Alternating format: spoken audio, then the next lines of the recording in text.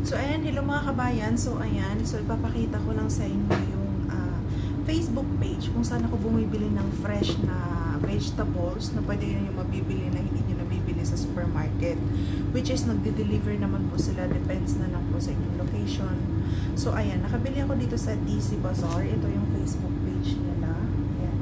So, pwede kayong umorder dyan. So, yung delivery nila within 2 to 4 days kasi fresh po nilang pinipig sa garden nila bago nila i-deliver. So, ayan, dito nga po naka-order ako ng yung eto siya, ano to eh, upo to eh. Upo to siya dapat. Kaso nga lang, hindi siya mahaba. So, eto siya, 45 pounds per kilo. So, ito naman yung battle guard, is may sponge guard. So, ito siya. Sikwa tawag sa amin to. 5 piraso, which is, ano to siya, I think, per kilo to eh, 80 pounds. 80 pounds per kilo. So, ito naman siya, yung ampalaya, so which is, isang ganito, 112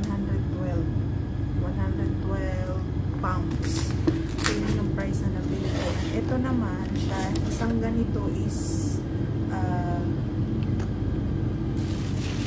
60 pounds.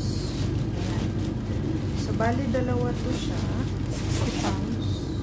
Ayan. So, ito yung 60 pounds na nabili ko dito sa kanila. Fresh na.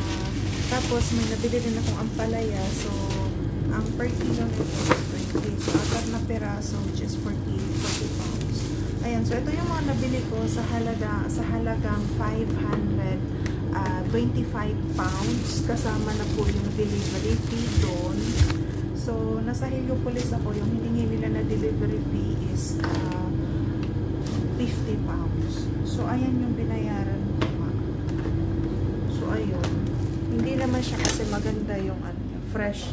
Ayan. Fresh vegetables. So, kaya ako namili ng mga vegetables kasi nga nagda-diet ako. Hindi na ako kumakain ng rice. Pero sometimes, hindi ko rin maiwasan na kakain ng mga sweets or anything. Lalo pa ngayon na maraming fruits. Gaya yan, may pakwan. Ayan, pasensyahan nyo na yung kalat. Kakarating ko lang kasi. So, ayan po. Fresh vegetables. So, nagkakahalaga po yan siya ng 500 plus pounds. So, ayan.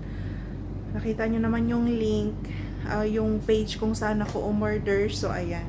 Ilalagay ko na lang din po sa description box para makapag-order kayo kung gusto nyo rin pong umorder. Bye!